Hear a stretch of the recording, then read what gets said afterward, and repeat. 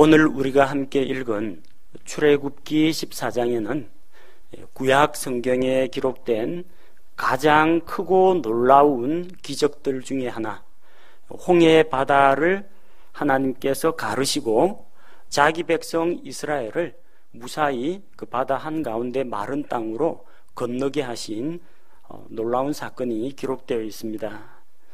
우리가 지난 시간에는 출애굽기 13장을 통해서 이스라엘이 유월절 어린 양의 피를 통해서 구속받고 또 하나님의 도우시는 그 능력을 힘입어서 이집트에서 나와서 약속의 땅을 향하여 믿음의 여정을 출발했다는 그 사실을 살펴보았습니다. 근데 오늘 읽은 바와 같이 이스라엘이 이집트를 떠나갔다, 그 사실에 대해서 파라오와 그의 신하들이 뒤늦게 후회를 합니다. 그리고 그들을 따라잡아서 이집트로 다시 사로잡아 오려고 합니다.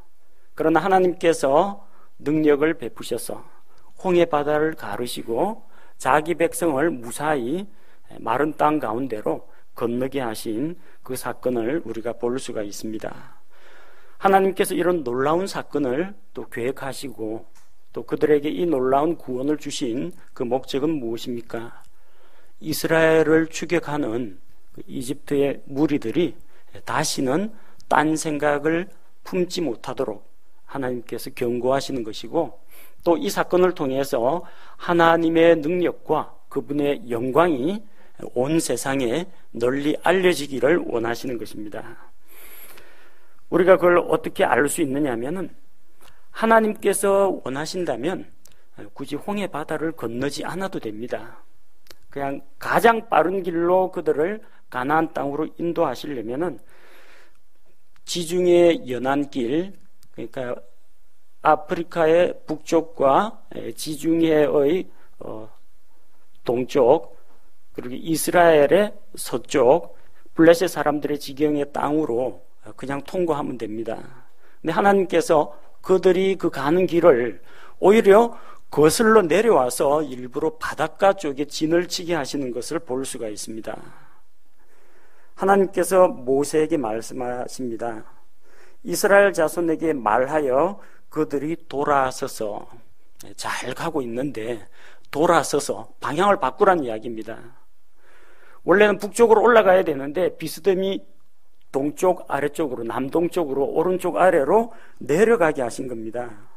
처음 출발할 때 이제 숫곳에서 출발하여 에담에서 출발하여 바알스본 맞은편, 믹돌과 바다 사이에 있는 비아히롯 앞 바알스본 맞은편에 진을 치게 하셨습니다. 너희가 그것 앞에서 바닷가에 진을 칠지니, 앞쪽에 바다가 출렁대는 거 하나님이 다 알고 계십니다. 어떻게 건널 겁니까? 무슨 배가 있어야 건너죠. 무슨 상륙함이라도 있어야 건너편 바다로 건너갈 수가 있습니다. 그러나 하나님께서는 이미 계획을 갖고 계십니다. 그들에게 진을 치고 기다리게 하셨습니다. 진 친 다음에 순간적으로 바다를 여실 수도 있습니다. 그래서 바로 빠른 속도로 바다를 건너가지고 이집트 군대가 쫓아오기 전에 모두 저 건너편 광야길로 인도하실 수가 있습니다. 그러나 진을 치고 기다리게 하셨습니다. 가까운 길, 해변길이 있습니다. 지중해 연안을 따라 올라가는 길이 있습니다. 술 광야로 지나는 술길, 그리고 세일산들의 길로, 에돔 족속들의 길로 가는 길도 있습니다. 하나님께서는 육로로 가나안 땅에 갈 수 있지만 굳이 홍해가로 그들을 인도하셨습니다. 주께서 파라오의 군대들로 인해서 영예를 얻으시도록, 영광 받으시도록 하기 위해서 이를 계획하셨습니다. 그런데 그럼 파라오는 하나님께서 너희가 홍해가로 가서 이스라엘 사람들을 다시 잡아오라고 명령을 내리셨느냐? 하나님께서 파라오의 마음을 그렇게 조작하지는 않으셨습니다.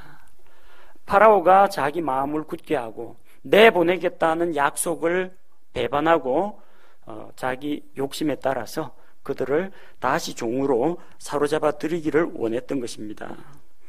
자, 3절에 보니까 파라오가 이스라엘 자손에 대해서 말하기를 그들이 그 땅에서 얽히고 광야에 갇혔도다. 그들이 어디쯤 가고 있는지 벌써 알았다는 겁니다. 그들이 정상적으로 북쪽으로 올라가지 않고 북동쪽으로 올라가지 않고 오히려 남동쪽 바닷가 쪽으로 내려오는 것을 보고 그들 앞에는 홍해 바다가 가로막고 있다. 수에즈만이죠. 그쪽에 가로막고 있다는 걸 알기 때문에 그들이 광야에서 오도 가도 못하게 막혔다는 것을 알아차린 겁니다. 그래서 잘만 하면 빨리 쫓아가면은 바닷가와 이집트 군대 사이에 그들을 가둬놓을 수 있다고 생각을 한 겁니다. 자, 하나님께서는 파라오의 마음을 강팍하게 한다고 했습니다. 하나님께서 파라오의 마음을 조작하신다는 이야기가 아닙니다. 파라오가 하나님의 말씀에 대해서 불순종하기 때문에 그의 마음이 강팍해진 것입니다.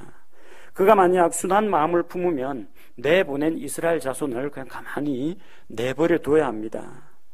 자, 그런데 하나님께서는 이 파라오가 강팍한 마음을 품고 추격할 것을 미리 알고 계십니다. 이스라엘 백성을 추격하도록 예정을 하신 것이 아니고요. 파라오가 이스라엘 백성을 미래에 어떤 식으로 다룰지 미리 알고 계시는 겁니다. 알고 계시기 때문에 하나님께서는 피할 길도 만들어 주실 수가 있다는 것입니다. 자, 백성이 도망한 것을 이집트 왕의 귀에다가 누군가가 고했습니다. 백성이 도망간 거 파라오가 모르는 거 아닙니다. 왜냐하면 파라오가 너와 내 백성은 지금 당장 이집트를 떠나라 하고 내쫓다시피 해서 내보냈습니다. 이미 다 알고 있는 내용입니다. 그런데 이스라엘 백성이 이집트를 떠났다라는 것을 다시 누군가가 상기시켰다는 겁니다. 자그마치 200만 대군이 노동 인구만 60만이 넘습니다. 장정만 60만이 넘는 노동 인력이 빠졌다는 겁니다. 왕이요, 이스라엘 사람들이 이제 떠났습니다. 성은 어떻게 세울 것이고 벽돌은 누가 굽고 누가 우리 밑에서 일합니까? 여기저기서 이런 상소나 민원이 올라왔을 겁니다. 파라오가 가만히 생각해 보니까 그때는 장자를 잃은 그런 슬픔과 온 이집트가 장례식 때문에 정신이 없을 때입니다. 그래서 이제 10번 하나님의 그런 재앙을 얻어맞고 빨리 보내자 해서 보냈는데 가만히 이제 숨통을 좀 틀만 하니까 다시 이스라엘을 사로잡아 오고자 하는 그런 욕심이 생기는 겁니다. 그래서 이스라엘을 보낸 것을 후회합니다. 우리가 어찌하여 이같이 함으로 이스라엘이 우리를 섬기는 그 일을 그만두게 하고 내보냈는가? 그리고 이제는 그들을 잡으러 가자는 겁니다. 자기 병거를 준비시키고 자기 백성 이집트의 군대를 데리고 이스라엘을 잡으러 갑니다. 병거 600대, 병거는 오늘날로 치면 장갑차나 전차 정도로 생각하시면 됩니다. 병거 안에 숨어가지고 창 던지고 그리고 병거 안에 방패로 막고 활을 쏘아가지고 적을 공격하는 겁니다. 보통 전투용 병거는 적으면 4명, 많으면 8명 정도 들어갑니다. 기수, 궁수, 창병 이런 사람들이 다 들어가기 때문에 병거가 600대면 이건 무시 못할 병력입니다. 그럼 병거만 가겠습니까? 병거 옆을 호위하는 기병들이 또 따라 나섭니다. 보병들도 같이 따라가게 됩니다. 자, 병거와 기병과 이집트 사람들의 군대가 드디어 이스라엘을 추격해서 잡으러 갑니다. 그들은 이스라엘 백성을 대적했습니다. 노역에서 벗어나 자유인이 된 이스라엘을 다시 종노릇하도록 잡아오겠다는 겁니다. 한 사람이 마귀의 압제에서 벗어나서 이제 하나님께로 돌아오게 되면 그는 자유인입니다. 죄에서 해방되었습니다. 율법에서 해방되었습니다. 자, 그런데 이렇게 갓 예수 그리스도께로 돌아온 사람에게 반드시 이 마귀가 그를 다시 세상으로 데려오려고 애쓴다는 겁니다. 물론 한 번 믿고 구원받은 것을 취소시킬 수는 없습니다. 그러나 그를 더 이상 영적으로 성장하지 못하도록, 하나님께 헌신하지 못하도록, 열매 맺지 못하도록 방해할 수 있다는 겁니다. 다시금 죄의 굴레 아래로 끌어오기 위해서 마귀가 추격해올 수 있다는 것을 기억해야 됩니다. 이것은 영적인 전쟁입니다.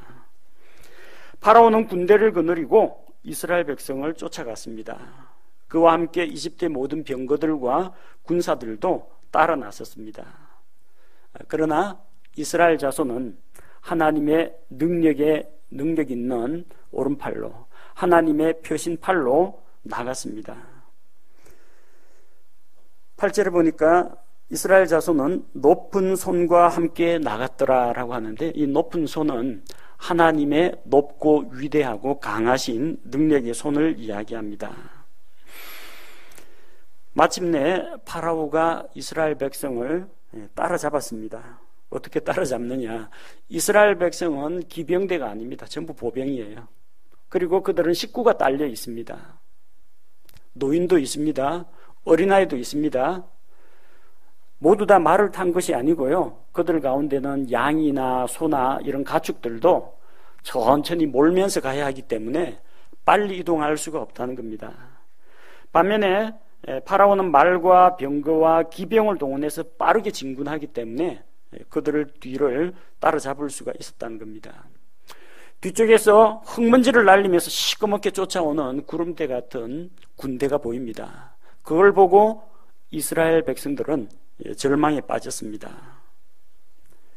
10절 말씀해 보니까 이에 이스라엘 자손이 심히 두려워하여 주께 부르짖었으며, 이스라엘 자손이 심히 두려워하여 누구를 두려워했습니까? 파라오와 이집트 군대를 두려워했습니다. 그들은 노예 생활에서 벗어난 지 얼마 되지 않습니다. 조금 전까지만 하더라도 이집트의 노예 감독관들의 채찍을 맞으면서 생활하던 사람입니다. 그래서 노예 근성을 아직 떨쳐버리지 못했다는 겁니다. 군사들이 다 몰려오니까 그들을 두려워합니다. 실상 이스라엘 자손이 주를 두려워하여 주께 부르짖었더니, 이렇게 하면은 말이 되는데, 파라오와 이집트 군대를 두려워하여 그들이 주께 부르짖었다는 겁니다. 누구를 두려워해야 됩니까? 눈에 보이는 이집트 군대입니까? 보이지 않는 하나님입니까? 창조물들, 연약한 창조물들인 사람을 두려워해야 합니까? 아니면 그들을 창조하신 주 하나님, 만군의 주를 두려워해야 됩니까? 하나님을 바라보지 않고 지금 이스라엘 진영 가운데에는 구름 기둥과 불 기둥이 함께 있습니다. 하나님의 영광이 거기 있습니다. 눈을 돌려서 저 놀라운 땅에서부터 하늘까지 다 있는 그 구름 기둥, 불 기둥을 볼 때 주께서 우리 가운데 계신다, 주께서 우리와 함께 계신다, 이런 확신 가운데에서 마음의 평안을 얻을 수가 있습니다. 그러나 하나님을 등지고 뒤쪽에서 다가오는 이집트 군대를 볼 때는 절망에 빠진다는 겁니다. 어느 쪽을 바라보고 있습니까? 세상을 볼 때에는 하나님이 작아 보입니다. 그러나 하나님을 볼 때에는 자기를 억압하고 위협하는 세상이 그야말로 콩알보다 더 작게 보입니다.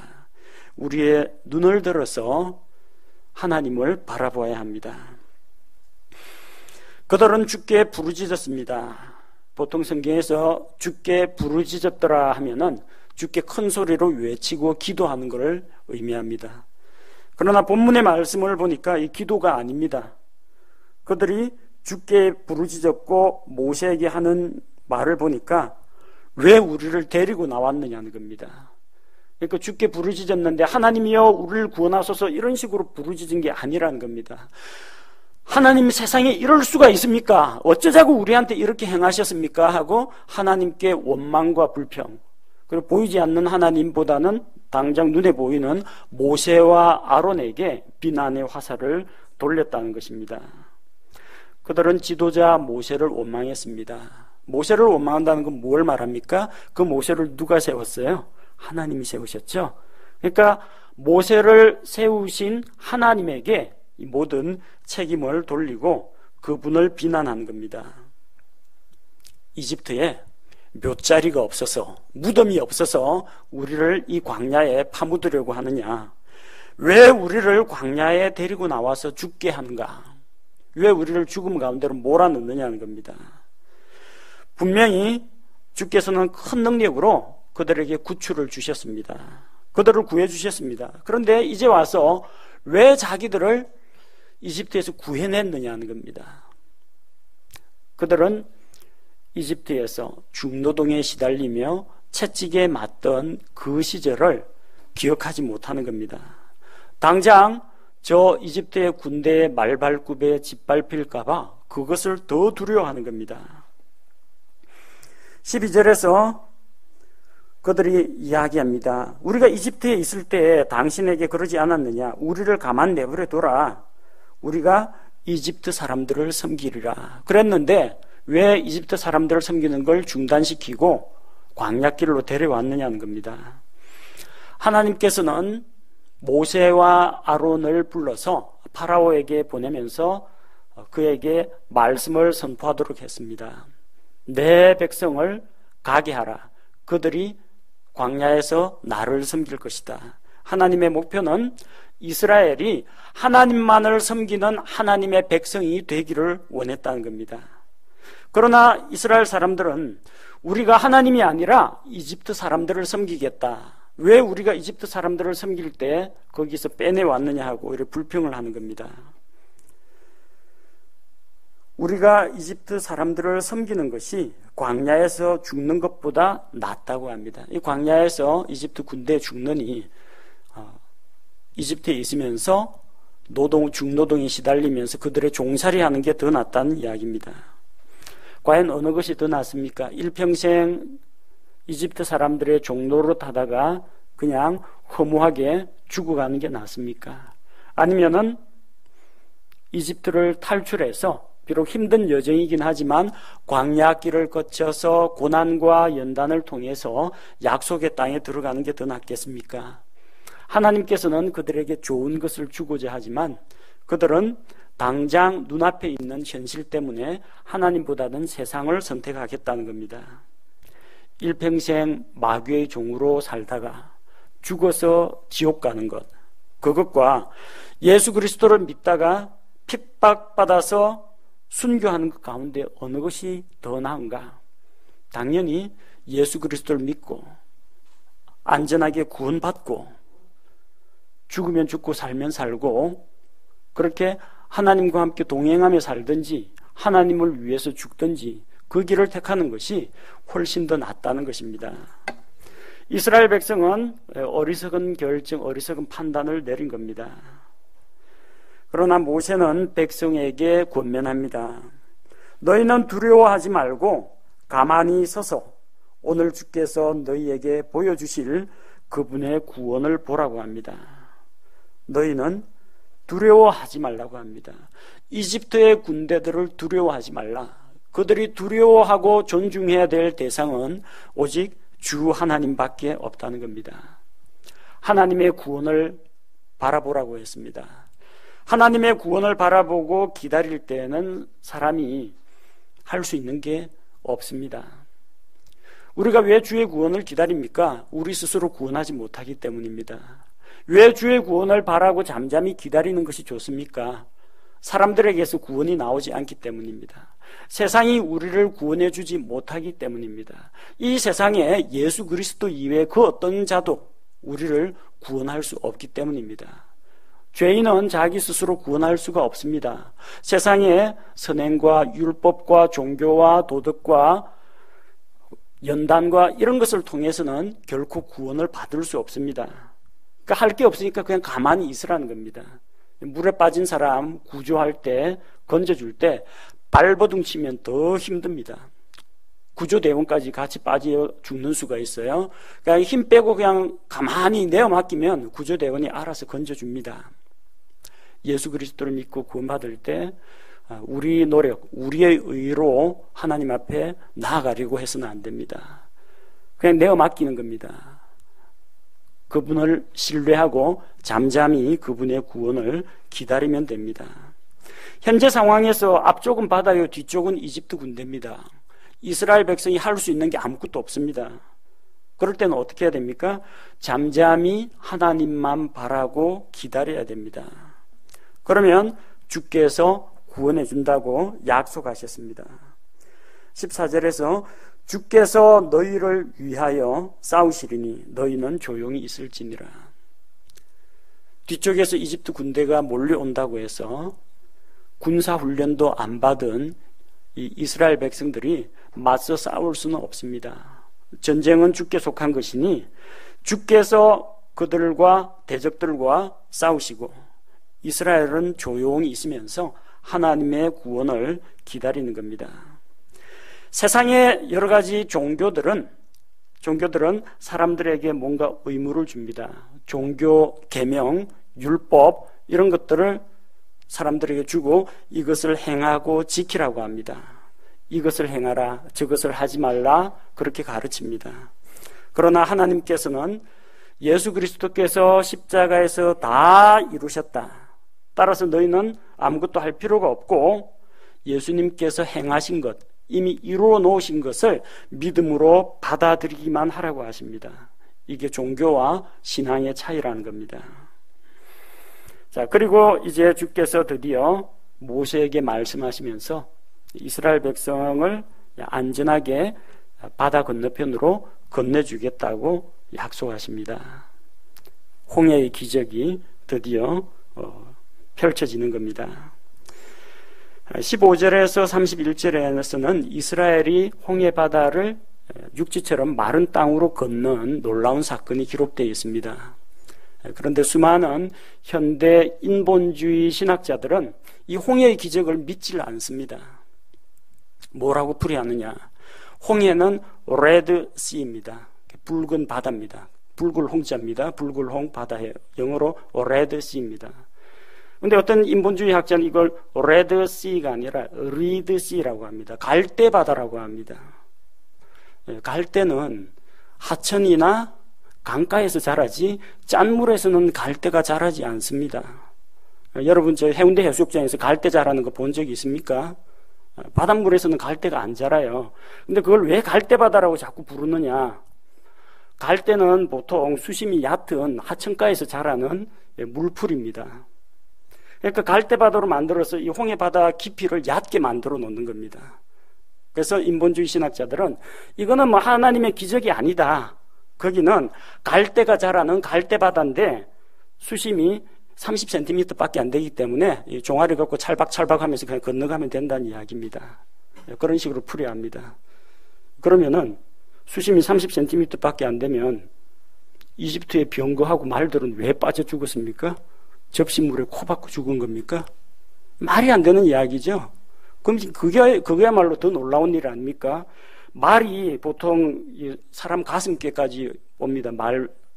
말잔등 높이가 1m가 넘어요. 키가.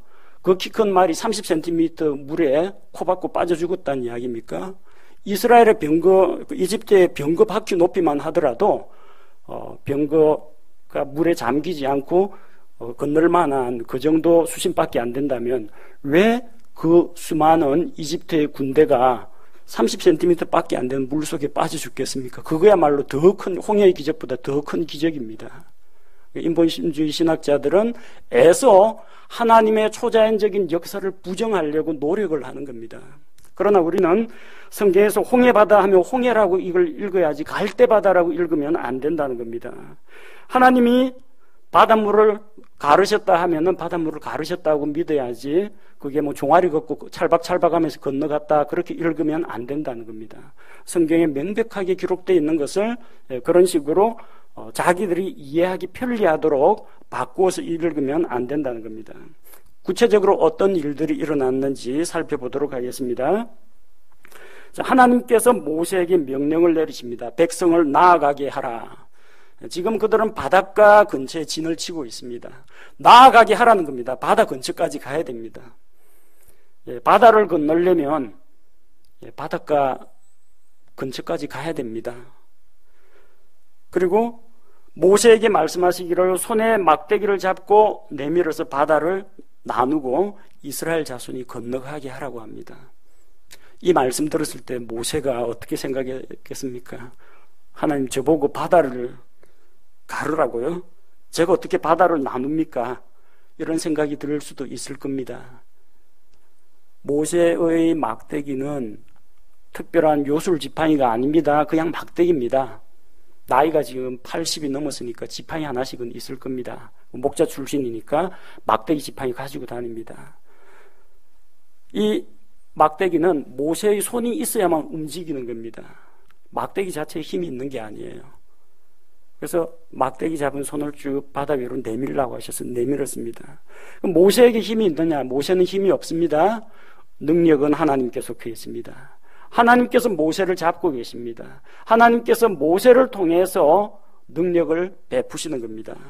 그래서 바다를 나누는 그런 놀라운 기적을 보여주십니다. 바로 이 바다를 나누고 이스라엘은 무사히 건너고 이집트 군대들은 빠져 죽게 하심으로 주께서 그들로 인해서 영광을 얻으시는 겁니다. 17절과 18절에 내가 파라오와 그의 군대와 병거들과 기병들로 인하여 영예를 얻으리니, 그렇게 하나님께서 영광을 받으실 때 그제서야 이집트 사람들이 주 여호와께서, 주께서는 온 세상을 통치하시는 주님이시다, 그런 고백을 하게 된다는 겁니다. 자, 19절에 보니까 이스라엘 진영 앞에 가던 하나님의 천사가 이동하여, 우리가 지난번 13장에서 읽었습니다. 주께서 그들 앞에 가시며 낮에는 구름 기둥으로 그들의 길을 인도하시고 밤에는 불 기둥으로 인도하셨다고 했습니다. 지금은 어두운 밤입니다. 그래서 구름 기둥 가운데 밝게 빛나는 광채가 있었습니다. 불 기둥이 있었습니다. 그게 언제나 이스라엘 자손보다 앞장서서 갔습니다. 마치 선한 목자가 앞장서서 가면 양들이 목자의 음성을 듣고 따라가는 것처럼 주님께서는 우리보다 먼저 앞서가십니다. 그러면은 양들은 목자의 음성을 듣고 따라갑니다. 이스라엘 자손은 구름 기둥과 불 기둥을 따라가면 됩니다. 하나님이 뒤쪽에서 우리를 채찍을 몰아치면서 몰아가지는 않는다는 겁니다. CCM 가운데는 나의 등 뒤에서 나를 도우시는 주님, 이런 노래가 있는데, 하나님께서는 우리를 전면에 내보내가지고 만신창이가 되도록 얻어터진 다음에 치료해주고 다시 전진시키거나 그러지 않는다는 겁니다. 주께서 앞장서서 가십니다. 앞장서서 가시고 우리는 그분의 보호를 받으며 그분의 뒤를 따라갑니다. 예수 그리스도께서 가신 그 발자취를 따라갑니다. 예수님께서 친히 모범을 보여주시고 내가 너희를 사랑한 것 같이 너희도 서로 사랑하라 본을 보이시는 주님이십니다. 그런데 앞서 가던 하나님의 천사, 보통 여기에서 하나님의 천사, 여호와의 천사, 주의 천사라고 나오면 성육신하기 이전에 예수 그리스도 성자 하나님을 이야기합니다. 출애굽기 13장 21절에서는 주께서 그들 앞에 가셨다고 했고요. 오늘 읽은 14장 19절에서는 하나님의 천사가 이스라엘의 진영 앞에 갔다고 했습니다. 이 하나님의 천사는 단순히 심부름으로 메시지를 전달하는 그런 천사가 아니라는 걸 알 수가 있습니다. 신성을 가진 존재, 성자 하나님인 것을 볼 수가 있습니다. 그 앞서 가시던 분이 갑자기 그들 뒤에 서셨습니다. 왜 그렇게 했습니까? 이집트 군대와 이스라엘을 갈라놓기 위해서입니다. 깜깜한 밤입니다. 그래서 구름 기둥이 이집트와 이스라엘 사이를 갈라놓았습니다. 그리고 그 불 기둥은 이스라엘 쪽을 비춰주었습니다. 이쪽은 환하게 밤이 밝은 빛 가운데 있었고, 이집트 군대는 반대로 구름 그늘에 가려가지고 캄캄한 흑암 가운데 있었습니다. 그래서 밤새도록 저편이 이집트 군대가 이스라엘에게 가까이 다가올 수가 없게 했습니다. 자, 이걸 보면은 하나님께서 이 기적을 일으키시는데 그 기적이 완전히 자연과학의 법칙이나 물리적인 그런 법칙을 깡그리 무시하고 어떤 마법과 같은 방법으로 하신 것이 아니라 자연을 이용하셔서 능력을 베푸시는 것을 볼 수가 있습니다. 하나님께서 원하신다면 물을 순간적으로 어떤 고체 형태로 만들어 가지고 문이 열리듯이 쫙 절벽이 갈라지듯이 이런 물이 곤두서 가지고 쫙 열리도록 할 수가 있습니다. 한순간에요. 근데 지금 하나님이 쓰신 방법은 그게 아닙니다. 구름 기둥으로 이집트 군대와 이스라엘을 갈라 놓았습니다. 그래서 이쪽은 밤새도록 혼란 가운데 있었습니다. 그리고 어떻게 했어요? 21절에 보니까 모세가 바다 위로 자기 손을 내미니까 주께서 강한 동풍으로 밤새도록 바다를 뒤로 물러가게 하셨습니다. 무슨 만화 영화에 나오는 것처럼 한순간에 바다가 쭉 이렇게 갈라진 거 아닙니다. 그럼 물이 절벽처럼 이렇게 곧바로 서가지고 이렇게 갈라진 게 아니고요. 강한 바람을 그쪽에 쏘기 때문에 바닷물이 이렇게 갈라지는 겁니다. 바람에 의해서 물살이 갈라지는 겁니다. 그 정상적인 형태로 물이 비스듬히 왼쪽, 오른쪽 이렇게 나뉘어 가지고 이게 다시 합쳐지질 못하는 겁니다. 이게 강한 바람이 지나가기 때문에. 그것도 단 한순간 해가지고 이걸 얼음처럼 굳혀놓은 게 아니라 하나님께서 이 일을 하시기 위해서 강한 동풍을 밤새도록 불게 하셨다는 겁니다. 밤새도록. 자, 그렇게 해서 그 상태를 계속 유지하셔서 바닷물을 바람으로 밀어내셨습니다. 또 바다만 가라앉았다고 해서 이스라엘 백성이 건너면 어떻게 되겠어요? 바다 밑에 완전히 개펄 아닙니까? 거기에다가 또 샌들들 빠지고 샌들 잃어버렸다고 하고 또 발 빠졌다고 발 젖었다고 또 원망하는 사람들 나오겠죠. 밤새도록 불게 해가지고 그걸 딱딱하게 다 물기를 제거하고 말리셨습니다. 마른 땅을 건너도록 하나님께서 만들어 주신 겁니다. 이스라엘 좌우에는 이렇게 물이 벽처럼 되었고 그들은 가운데 뚫려 있는 마른 땅으로 신속하게 건너갔습니다. 지금은 여기 홍해 체험한다고 해서 바닷길 이거 뚫고 나가는 거 그런 거 안 됩니다. 왜냐하면 지중해하고 수에즈만하고 수에즈 운하가 뚫려 있어요. 이게 배 다니는 길입니다.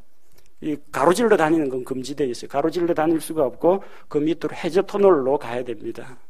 옛날에 그 수에즈 운하가 없을 때는 유럽에서 인도나 아시아 길을 가려면 비단길로 가든지 아니면 스페인에서 출발해가지고 북아프리카 지나가지고 아프리카 최남단 희망봉 지나가지고 뺑 아프리카 대륙을 뺑 돌아가지고 인도 쪽으로 아시아 쪽으로 가야 했습니다. 근데 수에즈 운하가 뚫리니까 지중해에서 바로 이쪽으로 인도 쪽으로 가는 길이 열려 있죠. 바로 그 수에즈 운하가 지나가는 그 위치에 이 홍해 바다가 있습니다. 자, 그런데 이스라엘 백성들은 하나님의 약속의 말씀을 믿고 자기들 눈앞에서 바다가 열리는 것을 경험했습니다. 바닷물이 밀려납니다. 한쪽은 이쪽 실제 바다 쪽에 있는 것이고요.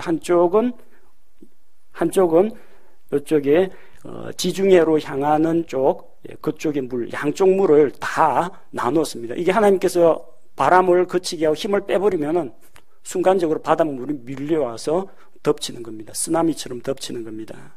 이스라엘 백성은 안전하게 건넜습니다. 그리고 주께서는 이집트 군대를 공격하셨습니다. 그들을 혼란스럽게 만들었고 그들이 이스라엘을 추격해서 바다 한가운데 들어왔을 때 옛날 을지문덕 살수대첩 생각하시면 됩니다. 가죽끈을 가지고 쌓아가지고 강물을 막아놨다가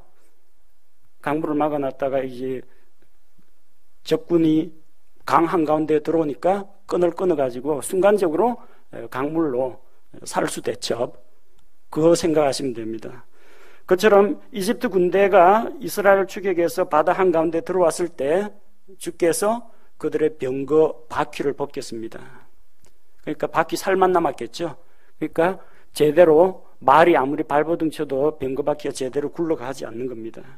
그리고 모세가 다시 손을 내밀자 바다가 원래 자기의 힘, 물이 원래 흐르고자 하는 그 힘이 이제는 회복이 되어가지고 그들 군대를 쓰나미처럼 덮친 겁니다. 그래서 따라왔던 이집트의 군대, 그들의 병거, 말들 하나도 남지 않고 바다에 완전히 수장되어 버렸다는 겁니다. 주께서 놀라운 일들을 행하셨습니다. 이스라엘 자손은 바다 한가운데에서 마른 땅을 건넜지만 이집트의 군대는 그 홍해 바다 가운데에서 다 물에 빠져 죽게 되었다는 겁니다. 어떤 이들은 우리나라에도 이 홍해의 기적, 이게 밀물설물 때문에 쫙 물이 빠지면 사람이 걸어가는 그 길이 나오지 않느냐, 그런 게 있기 때문에 아마 모세가 그 양치기 노릇 열심히 하면서 자연 현상을 잘 관찰했다가 그 시점에 아마 건넜을 것이다, 그렇게 추측을 하는 사람도 있습니다.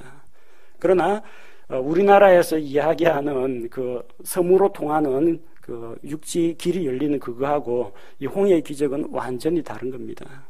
그쪽은 정기적으로 바다가 쪼개졌다는 그런 역사가 없습니다.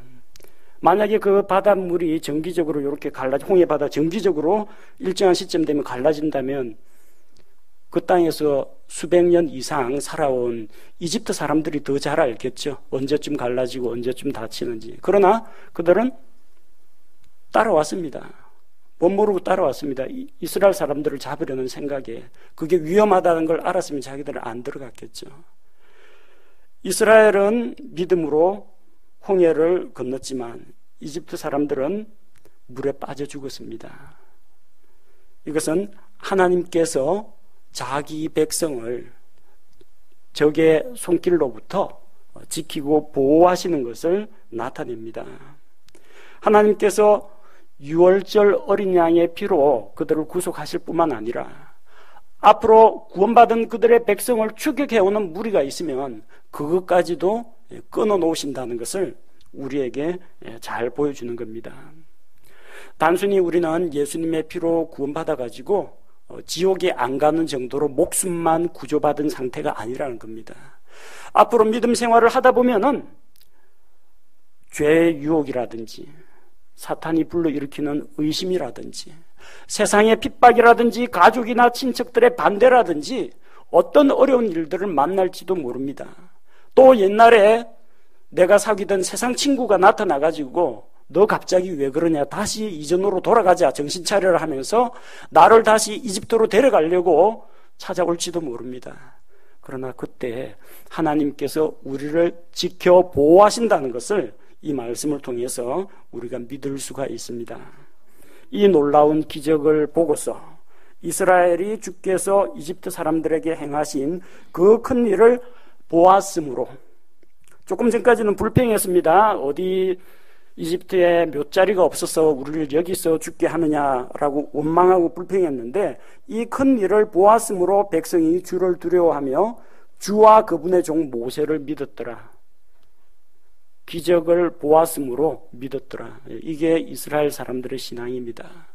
이스라엘 민족은 표적을 구하는 민족입니다. 그래서 예수님께도 끊임없이 표적을 구했습니다.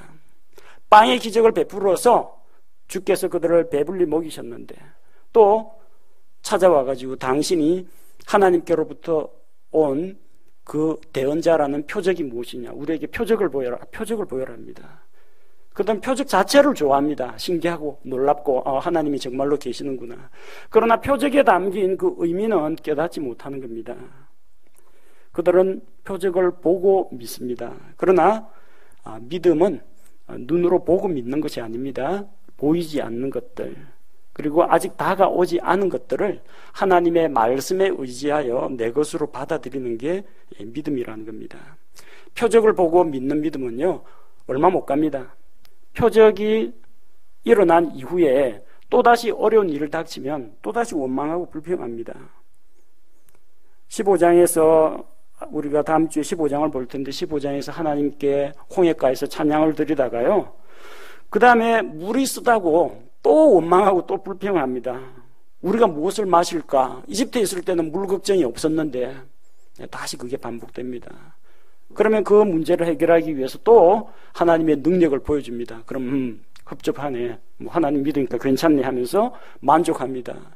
그러나 얼마 지나고 나면 주께서 행하신 그 능력과 은혜, 그분의 긍휼을 기억하지 않고 잊어버린다는 겁니다.